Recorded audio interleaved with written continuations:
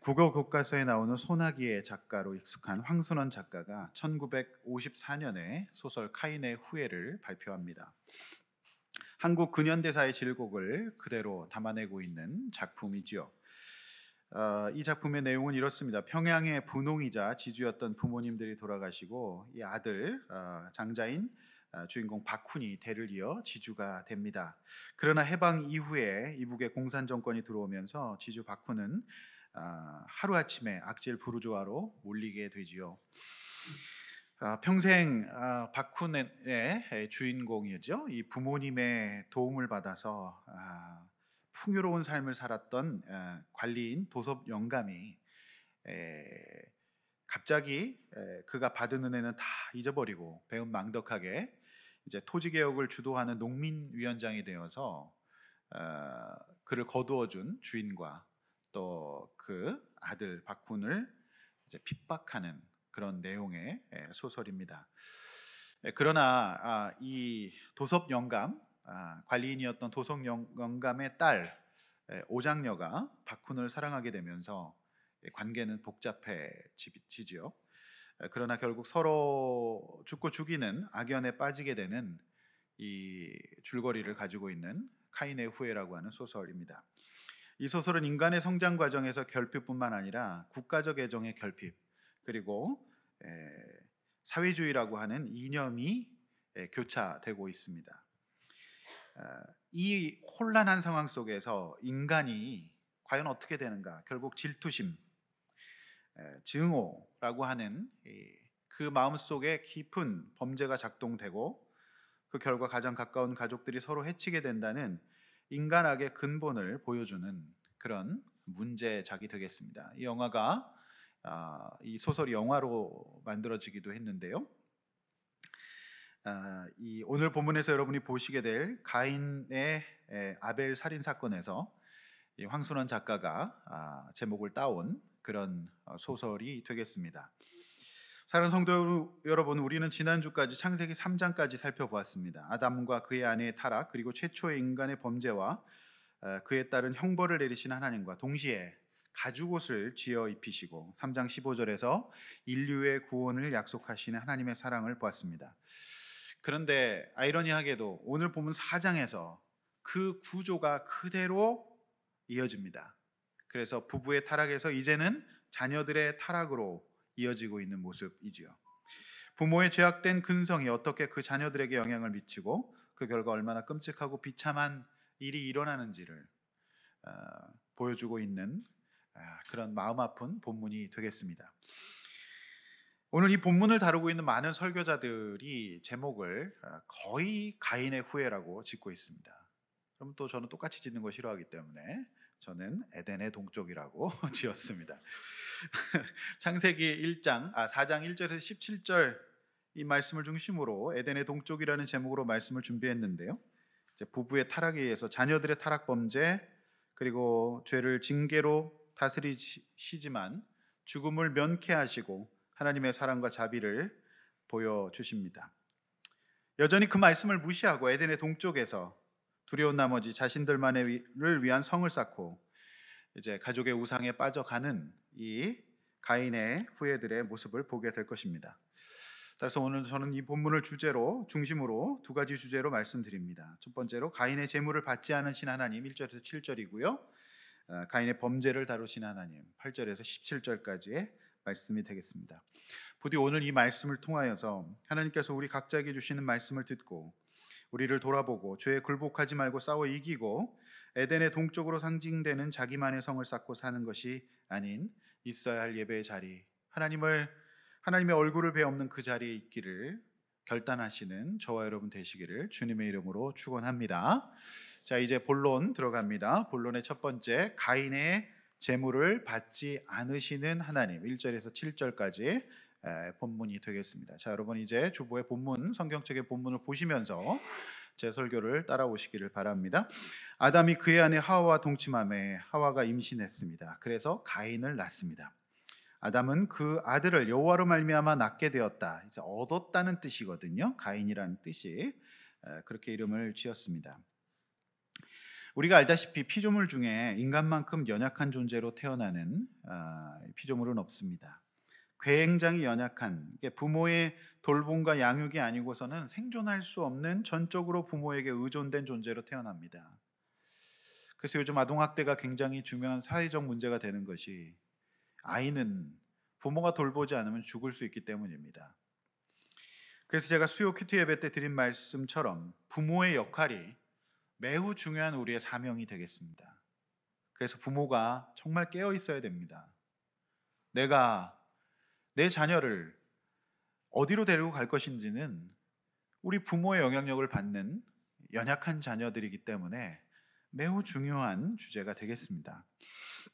자, 지금까지 그러면 이 본문의 흐름을 봤을 때, 지난주 가족어 설교에서 말씀드린 바와 같이 아내인 주 양육자인, 일하지 않는 주 양육자인 아내인 하와보다 남편인 아담이 영적으로 주도권을 갖고 있고, 회개하는 모습 역시 그가 먼저 보이고 있습니다. 따라서 우리는 이 본문을 보면서 회개의 모습이 보이지 않았던 하와가 그 자녀들에게 어떤 영향을 끼칠 것인지를 짐작할 수가 있는 것이죠. 여전히 이들 가운데는 에덴 동산 이전에 에덴 동산의 삶과 같은 하나님 앞에서 부끄럽지 않은 삶이 존재하지 않을 가능성이 많다. 이것을 이제 보여주는 것이죠. 그래서 이들의 자녀들에게도 어머니, 아버지 둘 다 범죄했지만 특별히 주도했던 어머니의 연약함이 그대로 이어졌을 가능성이 보입니다. 2절입니다. 계속 봅니다. 계속해서 두 번째 아들 아인의 가후 아벨을 낳습니다. 자, 아벨은 이름 뜻이 일시적인 숨, 호흡이라는 뜻이고요. 잠깐 호흡하는 거. 그 다음에 허무라는 뜻입니다. 마치 이 이름은 둘째 아들 아벨이 짧은 삶을 살다가 갈 것을 상징하는 듯 보여집니다. 명이 짧다, 이런 뜻입니다. 아벨이라고 하는 뜻이. 계속 봅니다. 아벨은 양을 치는 자였습니다. 그리고 가인은 농사하는 자였죠. 그러나 이 둘의 직업에 우열은 없습니다. 이 직업 자체가 이들을 갈라놓았던 것은 아니에요. 세계사의 흐름 속에서 목축과 농경이라고 하는 두 문화가 존재합니다. 우리는 농경 사회이기 때문에 목축 문화에 대해서 잘 모르지만 중앙아시아 지역을 중심으로 해서 전 세계에는 목축 문화라고 하는 거대한 문화가 존재하고 있습니다. 그래서 이 목축과 농경, 양대 문화입니다. 이 문화가 존재하고 있기 때문에 이 직업 자체가 이들의 어떤 그 제사를 받으신 여부를 가릴 수는 없습니다. 그래서 직업은 귀천이 없는 겁니다. 어떤 직업이라도. 3절입니다. 세월이 지났습니다. 그러니까 그렇게 세월이 흘렀어요. 그러니까 이들이 장성했다는 것이죠. 그 가운데 이들은 아마도 부모님에게 하나님을 예배하는 것을 배웠을 겁니다.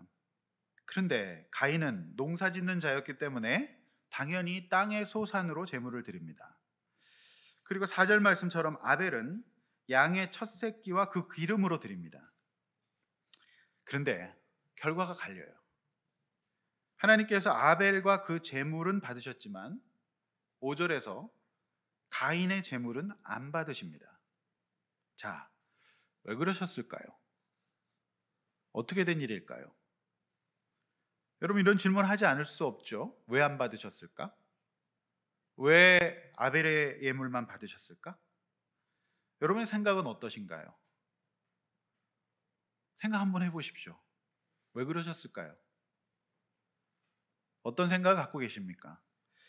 자, 사실은 이 본문에 대해서 두 가지 전통적인 해석이 존재합니다. 우리가 많이 들어왔던 본문이에요. 자, 이 첫 번째 그 전통적인 해석은 먼저 제물의 종류에 문제가 있었다는 해석이에요. 그래서 아벨은 짐승의 첫 새끼와 그 기름으로 드렸다. 그래서 이것이 예수 그리스도의 어떤 피를 상징하는 것이기 때문에 하나님은 아벨의 제물은 받으시고 땅의 소산으로 피 없는 제물을 드린 가인의 제물은 받지 않았다. 이 해석입니다. 굉장히 은혜롭기는 합니다만은, 그렇다면 레위기 2장에 나와 있는 곡식으로 드리는 소제는 어떻게 설명한 겁니까? 하나님 분명히 곡식으로 드리는 소제도 받으시거든요. 그러니까 이 제물의 경중과 크기와 값어치에 따라서 하나님 받고 안 받으신다. 요 해석은 옳지 않습니다. 은혜롭기는 합니다. 그러나 은혜롭다고 그거를 다 받아들일 수는 없는 겁니다. 두 번째는 이 태도의 문제인데요. 그러니까 이 아벨은 양의 분명히 첫 새끼를 드렸습니다. 그래서 조금 더 어떤 그 고백적 의미가 들어가 있다는 거죠. 그래서 가인은 그저 소산 땅의 소산으로 제물을 드렸다 이렇게 기록이 되어 있어서 그 제물이 첫 열매가 아니기 때문에 태도에 문제가 있다는 쪽의 해석도 하긴 합니다. 자, 이 역시 굉장히 은혜롭기는 합니다만 큰 틀에서 제물의 종류에 따른 하나님의 수납 여부이기 때문에 받아들이기 어렵다고 저는 봅니다. 자, 그렇다면 원인이 어디에 있을까요? 뭐 때문에 아벨의 제물을 받으시고 가인의 제물을 안 받으셨을까라고 하는 거죠. 네. 사실상 오늘 그 이유는 이하의 본문이 너무나도 잘 나타내주고 있습니다. 그래서 다른 데서 갖고 오기보다는 성경은 성경으로 풀 때 가장 합당하다라고 보여집니다. 일단 계속 봅시다. 5절 하반절 가인은 하나님께서 자신의 제물을 받지 않으시자 곧바로 그의 마음이 최악의 상태로 바뀝니다. 일단 우선 분합니다. 부들부들 떨기 시작합니다. 그런데 분한 게 보통 분함이 아니라 몹시 분합니다. 거의 뚜껑이 열렸다 이렇게 볼 수 있습니다. 지금 견딜 수 없이 분합니다. 그리고 안색이 싹 변합니다. 안색이 여러분 하나님께 드리는 제물이라는 것은 받으시는 분이 주도권을 갖고 있지 않습니까? 그런데 그 제사의 주도권을 가인은 하나님 앞에서 자신이 쥐고 흔들고 있어요. 받으라 이겁니다. 어떻게 안 받냐? 무조건 받아라. 왜 안 받냐? 이 주도권이 자신에게 있어요. 그의 영적 심리적 상태를 그대로 보여주는 장면입니다. 왜 그랬을까요? 여러 가지 이유가 있을 수 있는데 이 문맥에 따라서 보면 제가 볼 때 3절에 저는 세월이 지난 후에라는 이 말씀이 참 마음에 남아요. 그러니까 그는 타락한 인류의 아담과 하와의 첫 번째 아들입니다. 첫 자녀였어요. 그런데 이미 왜곡되어 버린 가시덤불과 엉겅퀴를 내는 농사일을 감당하는 자녀가 아니었습니까? 그러니까 그 세월 속에서 그는 아무리 농사를 지어도 가시덤불과 엉겅퀴가 나오잖아요. 그러니까 이 가인의 마음 속에 조금씩 분노가 쌓이지 않았겠습니까? 네. 그렇게 그는 이 죄의 영향력 가운데에서 마음이 상한 자로 뭔가 힘든 사람으로 이제 살아왔던 것이죠. 사실상 이 현대 사회에서 이 분노와 비교 의식의 문제는 굉장히 심각한 정서적인 이슈가 되겠습니다. 많은 사람들이 비교해요. 그래서 비교해서 열등감에 빠지고 다른 사람은 이렇게 사는데 나는 왜 이렇게 사는가? 뭐 이런 마음 속에 사로잡혀서 지옥을 살게 되죠. 아마 죄와 고통 가운데 있는 인간의 상한 영혼의 한 단면이라고 볼 수밖에 없는 내용이 되겠습니다. 6절이에요. 자, 하나님이 묻습니다. 가인아, 내가 분하여 함은 어찌 됨이며 안색이 변함은 어찌 됨이냐. 뭐 이제 갑자기 제가 이 본문을 읽으면서 탤런트 한가인 씨가 있잖아요. 그 부모님은 성경에 가인을 알고 이름을 이렇게 지었을까라는 생각이 살짝 들었습니다. 그 예명인가 본명인가 모르겠는데 어쨌든 가인이에요. 웃으라고 드린 말씀입니다. 안색을 변하시면 어떡합니까? 네, 한가인 씨 있잖아요. 자, 사실 안색은 그 사람의 내면 세계를 드러내요. 그래서 여러분 제발 예배 시간에 인상 쓰거나 하지 마십시오. 하나님도 보시고 저도 보시고 하나님도 힘들고 저도 힘듭니다. 어, 오늘 본문에서 우리 주님은 가인의 속사람과 겉사람을 다 보시네요. 그래서 어, 이 가인이 분명한 것은 그의 영혼이 많이 상해 있었고 그것을 그대로 안색으로 하나님 앞에 제사의 시간에 예배의 시간에 드러내고 있다. 사실은 어, 여러분의 어떤 표정과 여러분의 눈빛이 사실 많은 것을 얘기해주고 있기 때문에 저는 여러분들의 어떤 그 안색을 통해서 한 주간의 영적 삶을 살짝 점쳐보기도 합니다. 하도 이 일을 오래 하다 보니까 대부분 맞더라고요. 그걸 상담에서는 이제 비언어적인 메시지라고 해요. 그래서 그 내담자의 그런 자세 속에 다 들어있다 이렇게 봅니다. 그래서 실제적으로 우리가 말로 전달하는 거 한 7, 8%, 나머지 93%는 거의 다 비언어적이다 이렇게 얘기하고도 있습니다. 자, 계속 봅니다. 7절이에요. 내가 선을 행하면 어찌 낯을 들지 못하겠느냐. 선을 행하지 아니하면 죄가 문에 엎드려 있느니라. 죄가 너를 원하나 너는 죄를 다스릴지니라. 굉장히 인상적인 말씀이에요. 7절 말씀에 밑줄을 그어놓으십시오. 자, 6절에 가인의 안색이 변화문에서 히브리어 원문의 뜻은 그가 매우 화나서 얼굴을 들지 않았다라고 하는 뜻이에요. 네. 얼굴을 들지 않았어요. 너무 화가 나가지고. 그래서 하나님이 어찌하여 낯을 들지 않느냐라고 물으시는 겁니다. 6절의 번역이 그렇게 하진 않았지만 원문의 의미는 화가 나서 고개를 숙였다. 이 뜻이기 때문에 하나님 고개를 들라라고 말씀하시는 거죠. 굉장히 또 중요한 말씀이 죄가 문 앞에 엎드려 있느니라 이렇게 말하고 있어요. 여러분 여기서 엎드리라는 히브리어 로페츠인데요. 이거는 고양이가 쥐를 잡을 때 낮게 자세를 웅크려서 잡을 준비를 하고 있는 형상을 말해요. 여러분 고양이 보시면 잡을 때 이렇게 낮추거든요. 바로 그거예요. 그러니까 이미 가인은 죄를 범한 준비를 하고 있었던 거예요. 그렇게 하지 말고 내 안에 죄가 너를 원하고 부를 때가 있다. 제발 그러지 말고 죄를 다스려라. 네가 고양이처럼 엎드려서 점프할 준비하지 말고 죄를 다스려라. 악을 선택하지 말고 너에게 주신 자유의 의지를 가지고 이제라도 선을 선택하라는 가인을 향한 살인전의 마지막 권면이었어요. 굉장히 중요한 마지막 경고였어요. 자, 그러므로 하나님이 가인의 제물을 받지 않으셨던 원인은 그 제물의 종류의 문제가 아니었어요.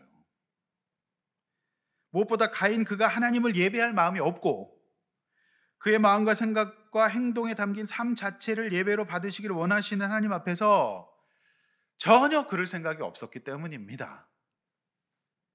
4절과 5절 모두 하나님께서는 분명히 아벨과 그의 제물, 가인과 그의 제물, 그러니까 그의 영혼과 그의 삶과 제물을 함께 받기를 원하신다라고 말씀하고 계세요. 그의 인격과 그의 삶과 제물을 같이 받는 것이지 분리해서 제물만 받지 않으신다. 분명히 말씀은 그들의 삶 자체를 원하신다라고 특정하고 있는 것이죠. 사랑하는 성도 여러분, 온 세상의 창조주이신 하나님이 저와 여러분들이 드리는 제물의 종류와 가치를 보신다면 그건 우리가 믿는 하나님 아닙니다. 우리가 믿는 하나님은 제물과 그 속에 담긴 그들의 진실한 믿음과 삶을 받기를 원하셔요. 여러분 신약 히브리서 11장 4절과 구약 시편 15편 1절에서 하나님이 받기를 원하시는 예물이 무엇인지를 정확히 말씀하고 있습니다. 두 구절 함께 읽습니다. 시작. 믿음으로 아벨은 가인보다 더 나은 제사를 하나님께 드림으로 의로운 자라 하시는 증거를 얻었으니 하나님이 그 예물에 대하여 증언하심이라. 그가 죽었으나 그 믿음으로써 지금도 말하느니라. 여호와여 주의 장막에 머무를 자 누구 오며 주의 성산에 사는 자 누구 오니이까. 정직하게 행하며 공의를 실천하며 그의 마음에 진실을 말하며 그의 혀로 남을 허물하지 아니하고 그의 이웃에게 악을 행하지 아니하며 그의 이웃을 비방하지 아니하며. 네. 여러분 이 두 구절의 말씀이 왜 하나님이 가인의 예물을 받지 않으시는지를 잘 설명해 주고 있어요. 히브리서 11장 해석처럼 가인은 그렇게 하지 않았지만 아벨은 믿음으로 또한 삶으로 제사를 드렸기 때문이에요. 그래서 이것이 주님이 우리에게 원하시는 더 나은 제사입니다. 분명히 가인은 믿음으로 드린 거예요. 그런데 가인은 그렇게 하지 않았어요. 형식적으로, 두려워서, 복 받을까 기대하는 마음으로 드렸던 겁니다. 여러분, 그래서 예수님이 너무 속이 상하셔서 신약의 유대인의 회당의 성전에 가서 이런 말씀하셨어요. 엄청나게 부자가 큰 재물을 드립니다. 그런데 그의 중심에 믿음이 없고 하나님을 경외함이 없는 줄 아시고 그때 저 멀리서 겨우 고개 들면서 너무 가난한 한 여인이 지극히 가치가 없는 동전 하나 이것을 그의 가진 전부로 드립니다. 그러니 하나님은 부자의 예물보다 과부의 동전 하나를 귀하게 보신다. 이렇게 말씀하신 거예요. 여러분, 재물의 종류에 따라서 그 크기나 가치에 따라서 은혜로운 해석이긴 하지만 그런 것으로 우리 주님은 예배를 받지 않으십니다. 만약에 그런 하나님이라면 잘못된 거죠. 그런 하나님은 안 계세요. 이 종류의 문제가 아니라는 거죠. 여러분, 오늘날 우리 시대의 최고의 배우라고 인정받는 최민식 주연의 영화 문제작이죠. 범죄와의 전쟁. 이거는 틀면 나와요. 니네 누군지 아니? 하는 거 그게 아니죠. 느그서장 남천동 살지 하면서 하는 거 맨날 나오잖아요. 예? 좀 이 안색을 변하지 마시고. 근데 그런 영화가 있어요. 근데 제가 그 영화를 볼 때 정말 속 마음이 아팠던 게 뭐냐면 이제 그 조직 범죄자 최익현 씨가 자신의 범죄를 은폐하기 위해서 검찰에 줄을 대기 위해서 어디를 가느냐? 교회를 갑니다. 그래서 그 함께 예배를 드리고 교회 앞마당에서 성경책을 끼고 서로 집사님이라고 불러요. 네. 참 기가 막힙니다. 그러니까 실제로 한국 사회에서 각종 범죄와 사회적인 거악에 연루가 되어 소위 성공한 분들이 한결같이 교회를 다니고 있어요. 게다가 다 직분자예요. 그리고 교회 재정에 기여하고 있는 분들이었다는 사실이 오늘 그 영화가 오늘날 우리 믿는 사람의 시대상을 그대로 반영해주고 있다. 이렇게 보여집니다. 따라서 교회는 하나님이 받지 않는 재물이 있다는 것도 가르쳐야 돼요. 그 크기와 가치와 상관없이 안 받으십니다.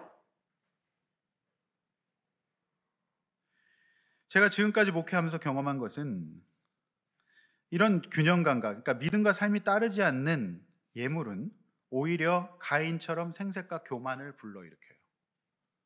대접받기를 원합니다. 하나님을 믿는다고 하면서 예물을 전혀 드리지 않는 것도 문제지만 동시에 내가 신자로서 정한 예물을 드리고 있다는 것으로 스스로를 위로하지 말고 언제나 자신의 삶을 돌아보고 하나님의 말씀을 배우고 믿음을 성장시켜서 오늘 예수님의 하나님의 말씀처럼 내 안의 죄를 다스리고 선을 행하는 삶의 예물을 드리는 우리 아둘람 성도님들 되시기를 주의 이름으로 축원합니다. 그래서 진짜 오늘 저와 여러분이 하나님 앞에 받으실 만한 삶의 예물을 갖고 왔느냐라고 봤을 때 예배 전에 회개기도 할 수밖에 없어요. 저는 설교자로서 이 말씀을 대할 때마다 예배를 인도하기 전에 회개기도가 항상 나와요. 그럴 수밖에 없잖아요. 오늘 하나님께서 우리 예배를 안 받으실 수도 있어요. 회개해야 되지 않을까요?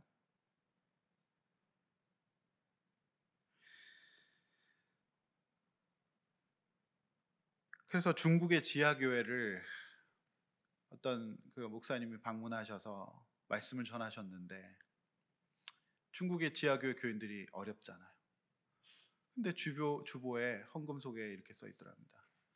믿음이 없는 사람은 예물을 안 드려도 됩니다.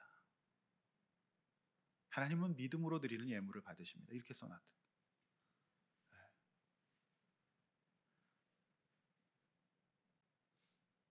사랑하는 성도 여러분, 하나님은 우리의 무엇으로 먹고 사시는 분 아닙니다. 우리가 하나님 앞에서 정말 회개하고 우리의 삶에 예물을 드리는 저 여러분들이 될 수 있길 원합니다. 하나님, 내가 이렇게 했는데도 왜 나에게 이러시나요? 이런 마음은 예물 드리는 사람의 마음이 아닙니다. 두 번째입니다. 가인의 범죄를 다루시는 하나님. 8절에 17절이죠. 자, 그러면 이제 어떻게 하나님이 이 일을 다루시는가? 자, 8절이에요. 가인의 행동을 보아서 가인에게는 전혀 믿음이 없습니다. 8절 이하에 나오는 가인의 자세와 태도와 말을 보아서 그는 사실상 불신자입니다. 분명히 하나님께서 죄가 너를 원하고 있다. 그리고 네 안에 죄를 다스리라 이렇게 말씀하시는데 그는 전혀 다스릴 생각이 없어요. 마치 웅크린 고양이처럼 동생 아벨을 죽일 생각만 합니다.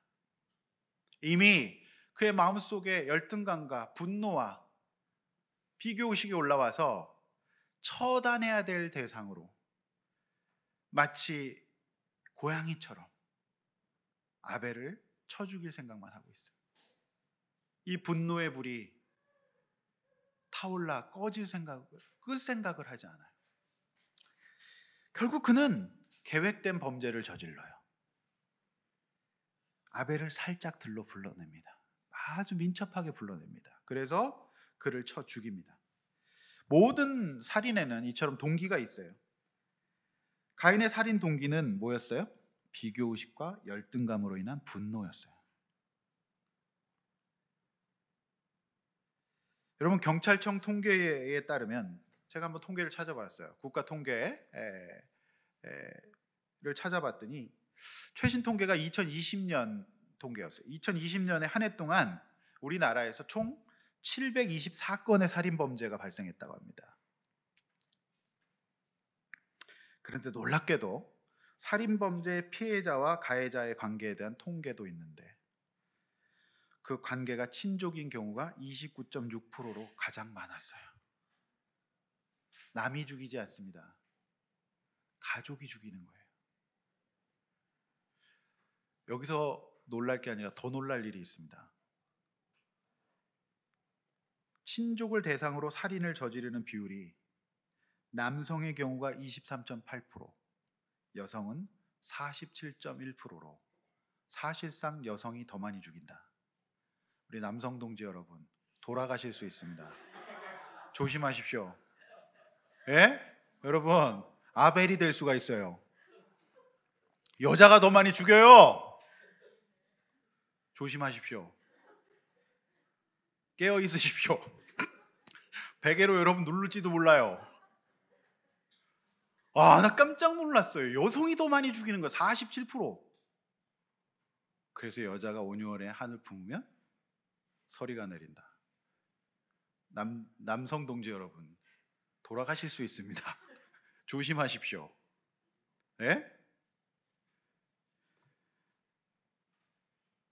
여러분, 참 이 724건의 살인 중에 가족 살인이 대부분. 자, 9절이에요. 결국 우리는 가인의 후회라는 말이에요. 한마디로 얘기해서.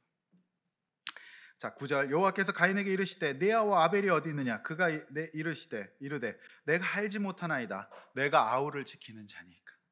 여러분, 이거 어디서 많이 본 패턴이죠? 아담과 하와가 범죄하였을 때 하나님 부르시니까 숨었잖아요.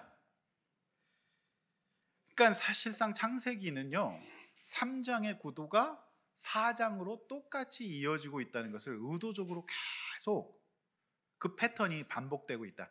이 부모가 살았던 방식이 자녀의 방식대로 그대로 이어지고 있다는 것을 의도적으로 보여주고 있어요. 미워하면서 닮은 겁니다. 그대로 이어지고 있어요. 10절이에요. 그런 하나님이 모르실 리 없죠. 하나님은 아시죠. 예? 왜냐하면 아벨의 핏소리가 땅에서 호소하고 있기 때문이에요. 여러분, 피는요, 우리가 가끔 피를 볼 때가 있잖아요. 그럼 그 피가 끔찍하게 느껴요. 그게 바로 호소예요. 피는요, 호소합니다. 그 피를 봤을 때 우리가 깜짝 놀라잖아요. 그게 호소하는 거예요. 하나님은 엄청난 죄를 범하고도 딱 잡아떼고 회개하지 않는 가인에게 땅에서 저주를 받게 될 것이라는 벌을 내리십니다. 12절. 그의 땅에 아벨의 피를 뿌렸기 때문에 비옥했던 땅은 더욱더 황폐해질 것이고 이제 그는 사람들을 피하여 유리하는 자가 될 것이다. 이렇게 징계하십니다. 여러분, 이 땅에 대한 저주 역시 그의 부모가 받은 벌과 매우 유사하잖아요. 그러니까 안 그래도 가시덤불과 엉겅퀴를 내는 땅이 됐는데 더 가중되는 거예요. 창세기는 내 부모를 떠나라고 하는 말씀의 뜻이 무시되고 있다는 것을 지금 말씀하고 있어요. 세월이 흘러 장성했는데도 그의 부모 때의 연약함과 죄와 이걸 그대로 품고 똑같이 더 확장 발전시키고 있는 상황을 우리에게 보여주고 있는 거예요. 여러분, 13절이에요. 이 가인의 반응이 참 기가 막힙니다. 가인의 반응이 뭐죠? 너무하지 않느냐. 너무합니다. 너무합니다 라는 노래도 있듯이 너무합니다.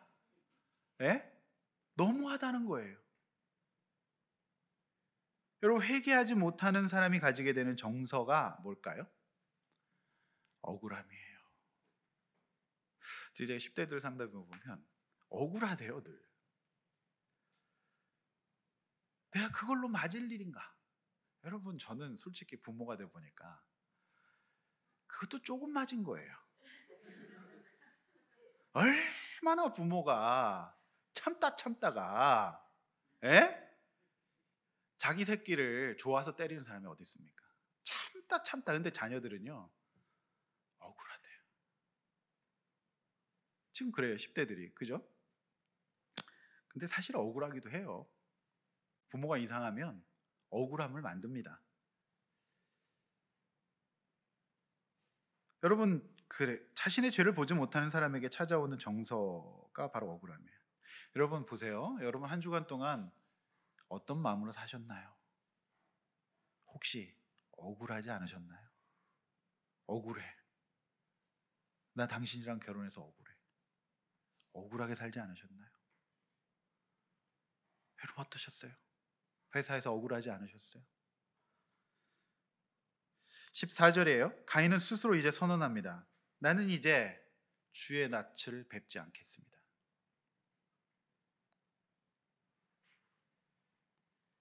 제가 목회하면서 가장 안타까운 것은 가인처럼 여전히 부모님 때로부터 받은 여러 가지 부정적 영향을 가지고 그대로 내 것으로 삼고 살다가 그야말로 그 긴 세월을 힘들게 살아갑니다. 나이 먹어 장성하였음에도 불구하고 이제 주님의 말씀을 듣고 내 인생을 해석하고 건강한 청소를 가지고 하나님 앞에 살아가야 함에도 불구하고 여전히 말씀과 믿음이 없으므로 분노와 열등감, 비교의식, 그야말로 억울한 인생을 살아요. 그리고 신앙생활 제대로 한번 못하고 결국 예배의 자리를 떠나 공동체와 분리되어 한 마리 잃어버린 양이 되어 교회의 중보의 대상이 될 수밖에 없는 연약한 사람이 되는 거예요. 결국 유리하는 사람이 됩니다. 여러분, 하나님의 낯을 피해 가인이 떠납니다. 그런데 그가 자립합니까? 자립하지 못해요. 여러분, 이 가인에게 또 다른 부정 정서 하나가 덧붙여집니다. 어떤 정서죠? 14절 다시 한번 읽어보겠습니다. 14절 매우 중요합니다. 14절 읽습니다. 시작. 주께서 오늘 이 지면에서 나를 쫓아내시온즉 내가 주의 낯을 배웁지 못하리니 내가 땅에서 피하며 유리하는 자가 될지라 물은 나를 만나는 자마다 나를 죽이겠나이다. 여러분, 가인의 정서 가운데 없었던 정서가 공포와 불안이라고 하는 정서가 찾아와요. 결국 주님의 낯을 피해서 자립할 수 없다는 겁니다. 주님의 낯을 피하여 에덴의 동쪽에 가면 편해질 줄 알았는데 그에게 공포와 두려움, 불안이라고 하는 정서까지 붙게 됩니다. 지금까지 오랜 세월 제가 상담실과 목회 현장에서 만나온 수많은 믿지 않거나 사실상 믿음이 없는 형식적인 신앙생활하는 분들의 기본적 정서가 불안, 억울, 분노라고 하는 정서였어요. 여러분 15절 말씀 매우 중요합니다. 이 말씀에 소망이 있습니다. 15절 말씀도 다시 한번 읽겠습니다. 시작. 여호와께서 그에게 이르시되 그렇지 아니하다 가인을 죽이는 자는 벌을 7배나 받으리라 하시고 가인에게 표를 주사 그를 만나는 모든 사람에게서 죽임을 면하게 하시니라. 죽임을 면하게 하시니라. 여러분 이 패턴 역시 3장에서 많이 보았던 패턴이죠. 죄를 범하고 여호와를 피해서 무화과 나무로 치마를 해 입었던 그들에게 가죽옷을 입히시는, 그리고 3장 15절에서 원시복음을 설명해 주시면서 구원해 주겠다, 너의 생명을 지켜주겠다고 약속하셨던 하나님처럼 똑같은 패턴이에요. 심지어 더 확장돼서 사람을 죽여요. 이러는데 그에게 하나님이 7배의 완전한 보호를 해주겠다. 너를 해하면 그 사람이 벌을 7배를 받는다. 여기서 구약에서 7배는요 완전수예요. 절대 너는 죽지 않는데 내가 너를 보호해주겠다. 너가 생명을 빼앗았지만 내가 너의 생명을 지켜주겠다. 이렇게 약속하시네요. 저는 이 본문을 보면서 이게 하나님이 우리를 사랑하시는 참 어려운 방식을 택하고 계십니다. 그래서 우리 하나님이에요. 진짜 어려운 방식이죠. 그래서 그가 그를 보호해 주시면서 이제 네가 너의 자유의지를 갖고 악을 배척하고 선을 선택할 때까지 내가 기다려줄게. 내가 너를 보호해 줄게. 이렇게 말씀해 주시는 참 하나님의 사랑의 방식은 참으로 어려운 방식을 택하고 계세요. 그래서 우리도 그 방식을 흉내라도 내야 됩니다.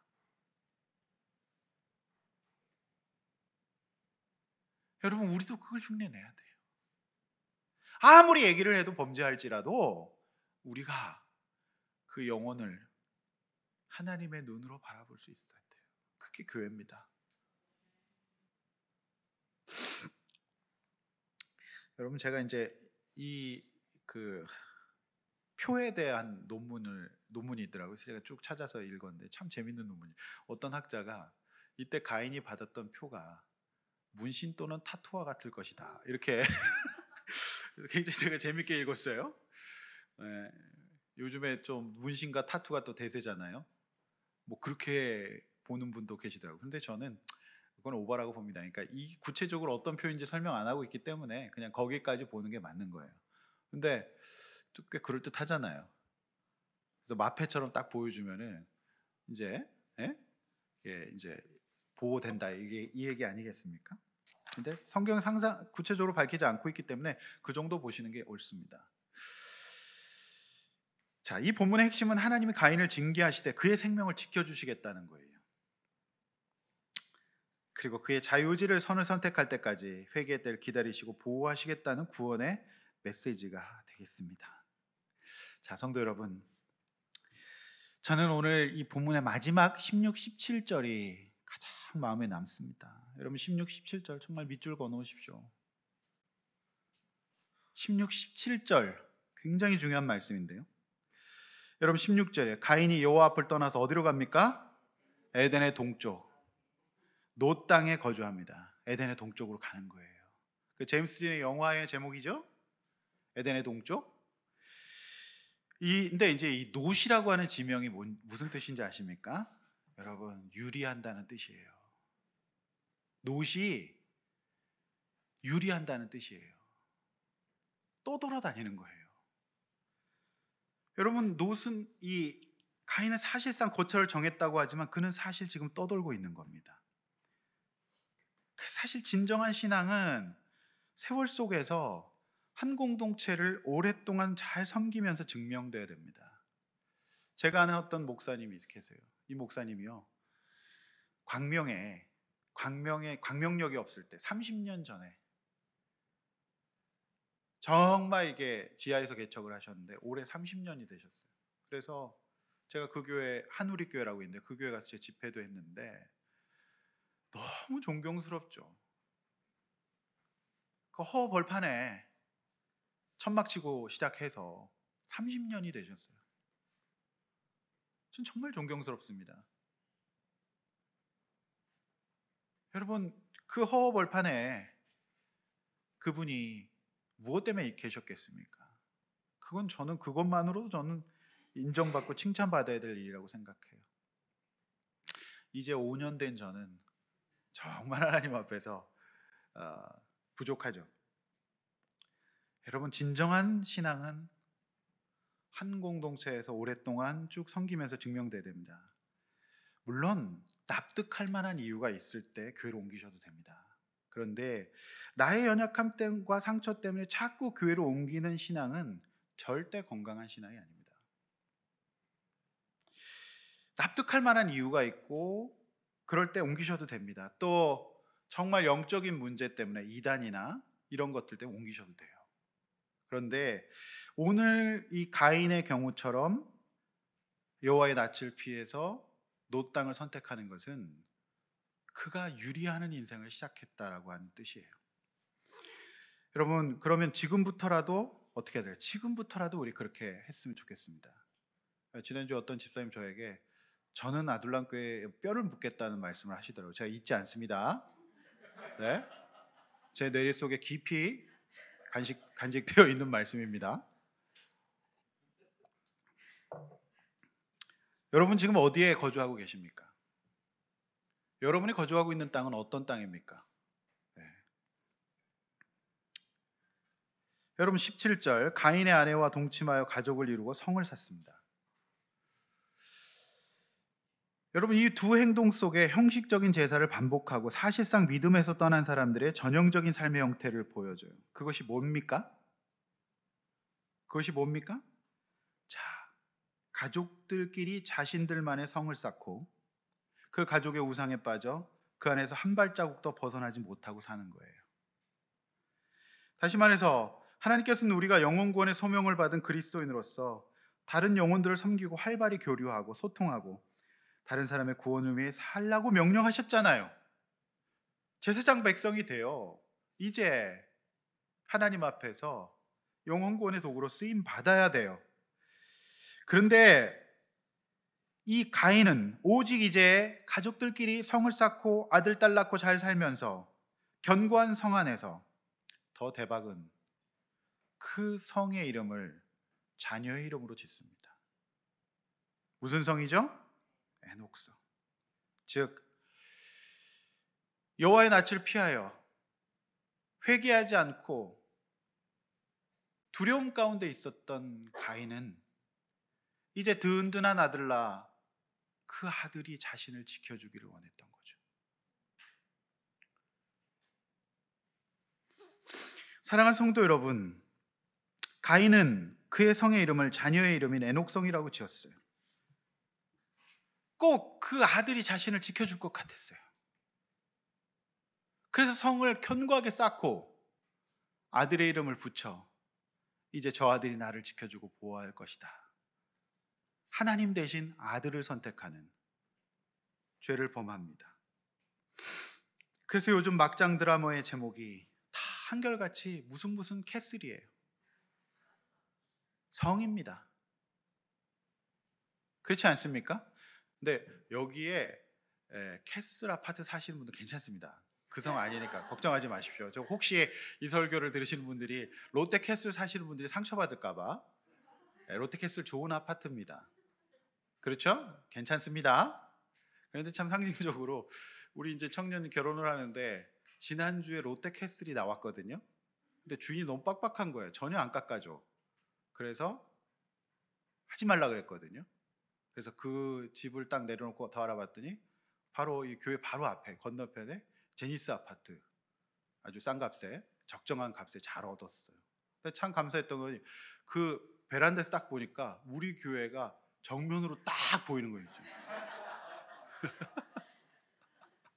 최단거리, 최단거리. 근데 저는 이 두 사람이요, 나만 봐, 우리 재밌게 살자, 우리끼리 서로 사랑하자, 그것만 둘이만 바라면 절대로 행복할 수가 없는 거예요. 두 사람이 서로 다른 지체들을 섬기면서 공동체를 섬기고 다른 사람들의 구원의 가정이 섬기는 그런 가정이 될 때 이 가정은 행복은 덤으로 선물 받게 될 겁니다. 물론 이제 신혼인데 교회 앞에 있어갖고 자꾸 몰려가서 뭐 라면 끓여 먹고 이러면 되겠습니까?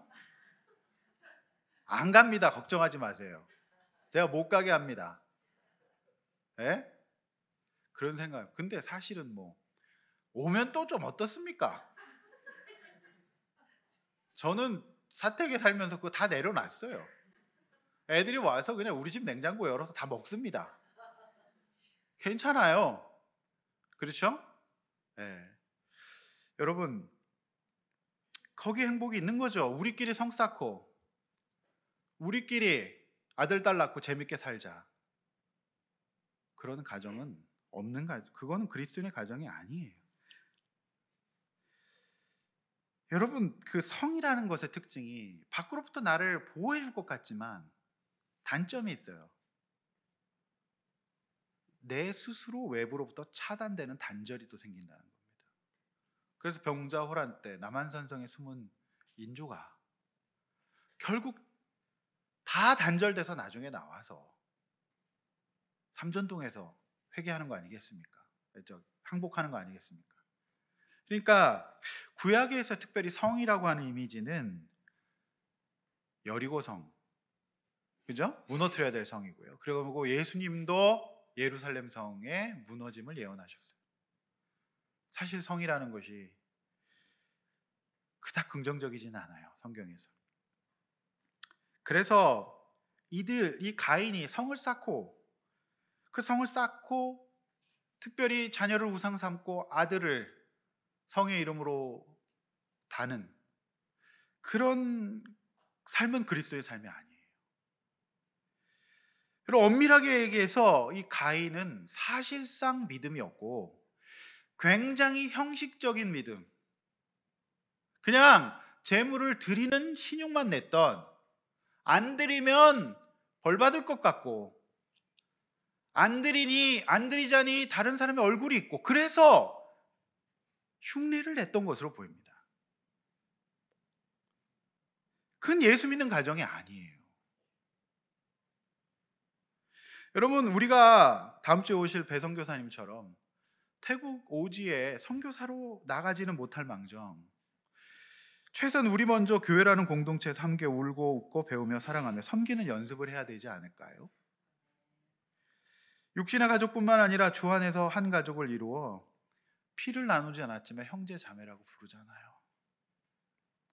그리고 함께 시간을 보내고 식사합니다. 그리고 서로를 위해 기도합니다. 이것이 바로 성을 쌓고 자신들의 자녀를 우상 삼고 살아가는 가인의 가족들과 같은 저와 여러분들에게 주시는 하나님의 경고의 말씀이에요. 사랑하는 성도 여러분, 절대로 그것으로 행복하지 않아요. 환기가 돼야 됩니다. 환기가 가정에 소통하고 나눠야 됩니다. 그리고 우리 부모님들이 다른 사람의 구원과 이런 것들을 위하여 살아갈 때 우리 자녀들도 인생의 참된 가치를 보게 되고 행복하게 될 것입니다. 여러분, 에녹의 입장에서 부담스러웠을까요? 안 부담스러웠을까요? 예. 자녀들만 대답해 보세요. 에녹이 부담스러웠을까 안 부담스러웠을까요? 네. 성 이름이 에녹이에요. 예. 굉장히 부담스럽죠. 제가 가끔 이렇게 그 시골길 같은 데 운전하다 보면 작은 마을인데 누구누구 땡 누구 아들 무슨 합격. 그거 프랭카드 많이 걸리잖아요. 그렇죠? 네. 사실 이 시대의 애녹성입니다. 그게 제가 봤을 때는. 네. 근데 이제 좀 모두가 인정할 만한 거면 좀 그래도 괜찮은데 사실상 누구누구 댁 누구누구 구급 공무원 합격 뭐 이런 것도 걸어 놓으시더라고요. 별의별 게 다 임용고시 합격 뭐 다 이런 거 다 걸려요. 그죠? 그러니까 사실상 오늘날 우리 부모님들이 얼마나 애녹성을 쌓고 싶은지를 그대로 보여주는 장면이 되겠습니다. 그렇다면 하나님이 정말 받기를 원하시는 우리 삶의 모습은 무엇일까? 우리 예배는 무엇일까? 히브리서 12장 24절, 요한일서 3장 12, 15절 제시되고 있습니다. 읽겠습니다. 시작. 새 언약의 중보자이신 예수와 및 아벨의 피보다 더 나은 것을 말하는 뿌린 피니라. 가인같이 하지 말라. 그는 악한 자에게 속하여 그 아우를 죽였으니 어떤 이유로 죽였느냐? 자기의 행위는 악하고 그의 아우의 행위는 의로움이라. 형제들아, 세상이 너희를 미워하여도 이상히 여기지 말라. 우리는 형제를 사랑함으로 사망에서 옮겨 생명으로 들어간 줄을 알거니와 사랑하지 아니하는 자는 사망에 머물러 있느니라. 그 형제를 미워하는 자마다 살인하는 자니 살인하는 자마다 영생이 그 속에 거하지 아니하는 것을 너희가 아는 바라. 여러분 이 두 절의 말씀이 우리가 어떻게 살아야 될지를 그대로 보여주고 있습니다. 여러분 히브리서 12장 우리가 읽으신 24절은 절대 아벨의 인생이 허무하다고 말씀하고 있지 않아요. 그는 믿음으로 제사를 드렸어요. 그런데 죄의 영향력으로 인하여서 살해당했습니다. 그러나 그는 믿음으로 제사를 드렸기에 새 언약의 중보자이신 예수 그리스도 안에서 부활했음을 믿습니다. 그래서 히브리서 11장 4절에는 그가 죽었으나 아직도 말하고 있다. 이렇게 말씀하고 있습니다. 여러분 정말 심판은 누가 받았을까요? 죽임당한 아벨이 아니에요. 진짜 심판은 가인이 받고 있어요. 하루하루 사는 날이 가인에겐 지옥이었습니다.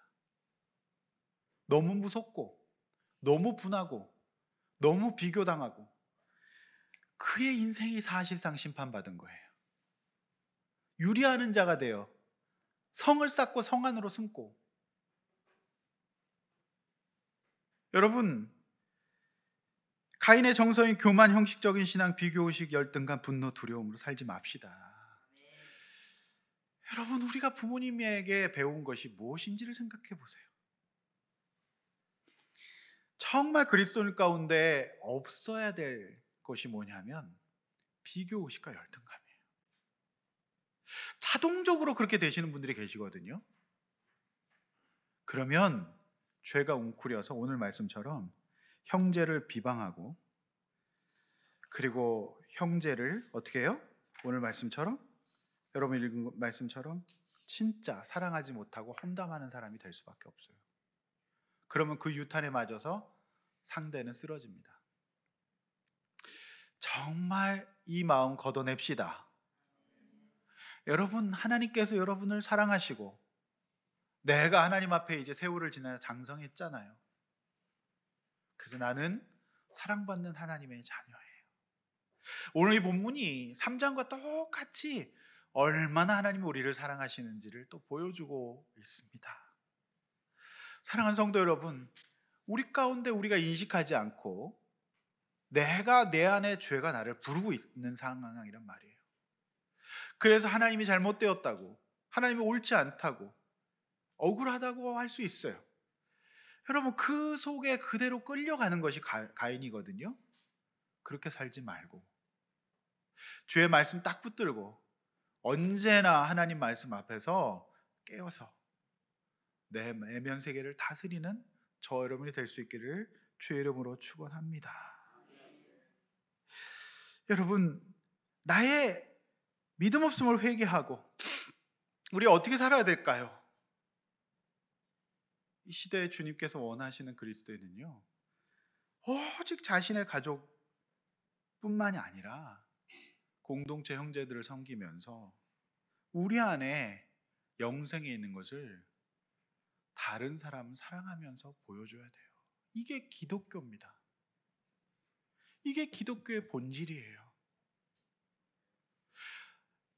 우리 가족 성 쌓고 내 아들 잘 키워 성에 이름 붙이는 거, 이거 안 믿는 사람들도 다 하는 거예요. 사실상 이게 불신자란 말이죠.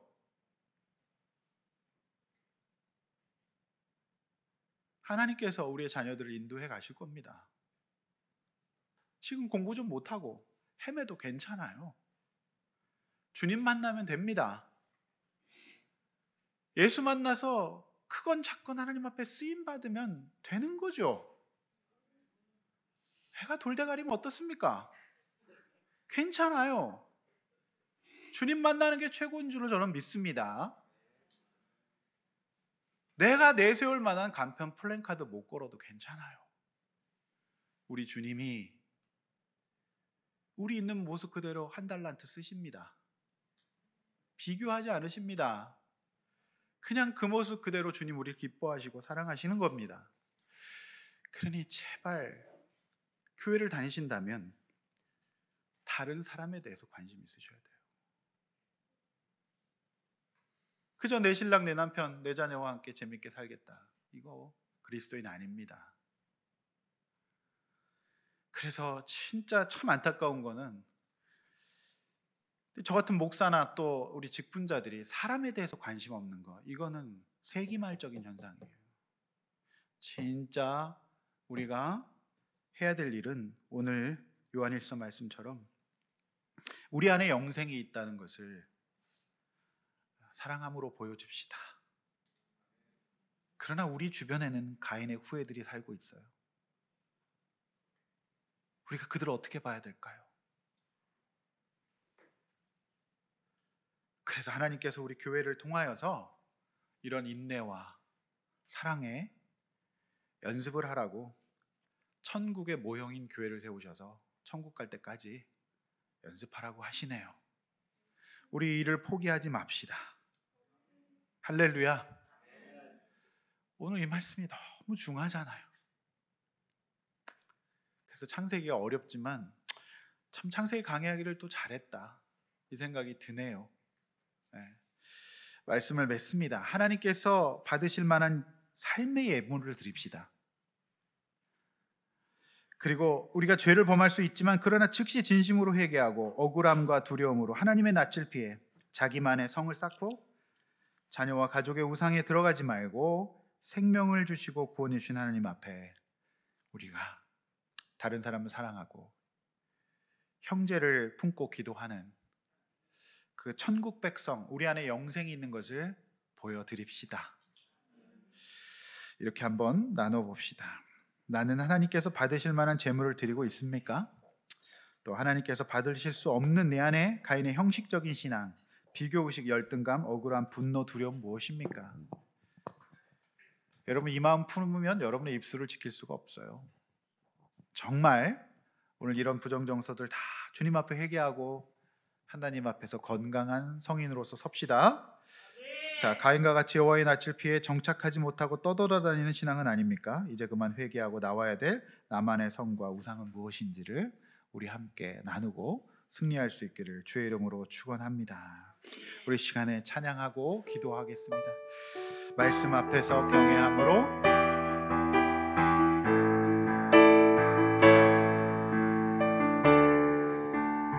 말씀 앞에서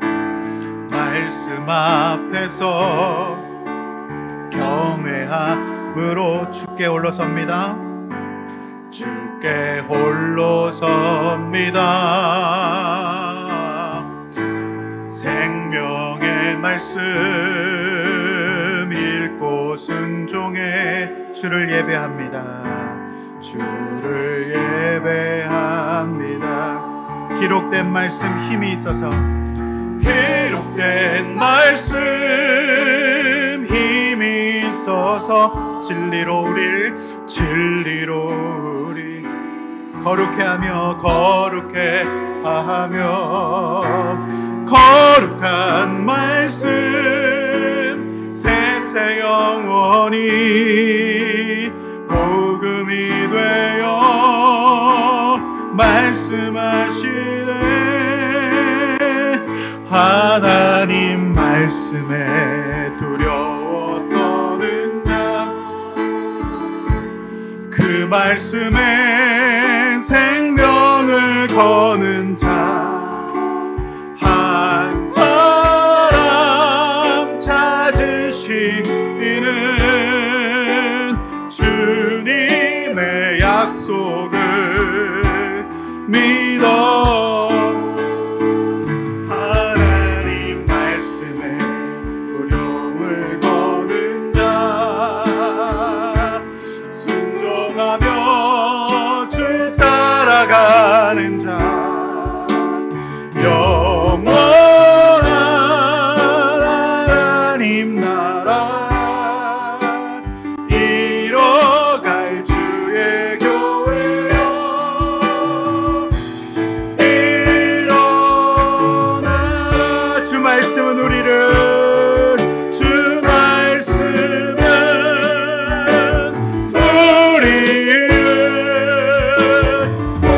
구원에 이르는 지혜의